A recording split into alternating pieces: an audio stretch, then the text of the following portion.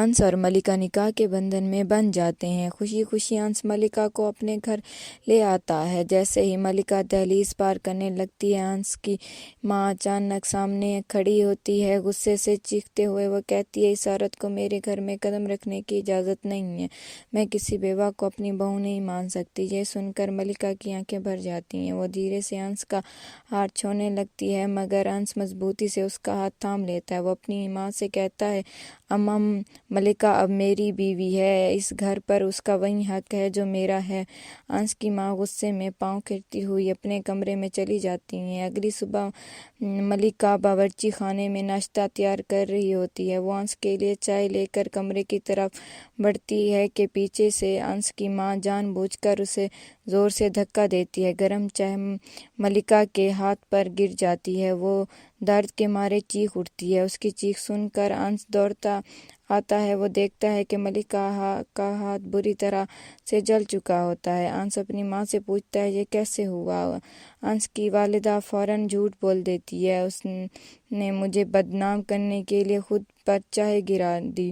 وہاں موجود کامل یہ سب دیکھ رہا تھا۔ غصے سے آگے بڑھ کر کہتا ہے، بس کیجیے، میں نے اپنی آنکھوں سے دیکھا ہے کہ آپ نے ملکہ کو دھکا دیا ہے۔ مجھے کبھی یقین نہیں تھا آپ اتنی گر جائیں گی۔ یہ کہتے ہی کامل اچانک اپنے سینے پر ہاتھ رکھتا ہے اور زور سے زمین پر گر جاتا ہے۔ انس اور ملکہ گھبرا جاتے ہیں۔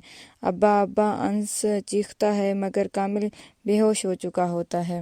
کامل کو فوراً ہسپتال لے جایا جاتا ہے، جہاں ڈاکٹر ICU میں اسے منتقل کر دیتے ہیں۔ کچھ دیر بعد ڈاکٹر باہر آ کر سنجیدگی سے کہتا ہے، انس آپ کے والد کو شدید دل کا دورہ پڑا ہے، اس کی شریاں بند ہیں، اگر فوری طور پر آپریشن نہ کیا ان کی جان کو خطرہ ہو سکتا ہے۔ آپریشن کے لیے 25 لاکھ روپے درکار ہوں گے۔ یہ سن کر انس کے قدم لڑکھڑا جاتے ہیں۔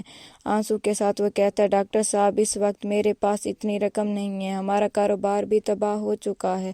انس کی امی بھی رونے لگ جاتی ہیں، یا اللہ میرے شوہر کو کچھ نہ ہو۔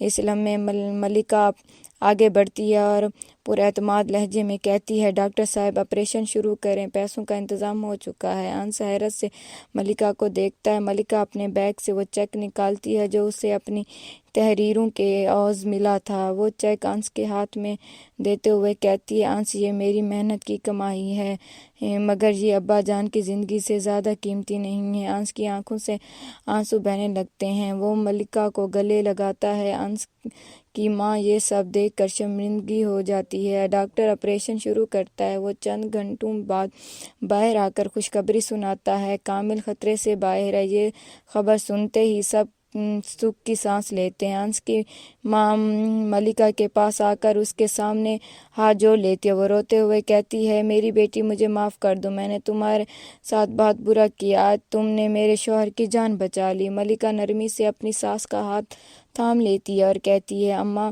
معافی کی بات نہ کریں، اب مجھے اپنی بیٹی سمجھ کر قبول کر لیں۔ کامل کو ہوش آ جاتا ہے اور یوں پورا خاندان خوشی خوشی ایک ساتھ واپس لوٹ آتے ہیں۔ ملکہ اپنی ازواجی زندگی اور اپنے قلم دونوں میں کامیاب ہو جاتی ہے۔ انس محبت سے ملکہ کی پیشانی چومتے ہوئے کہتا ہے، تم میری زندگی کی سب سے خوبصورت کہانی ہو۔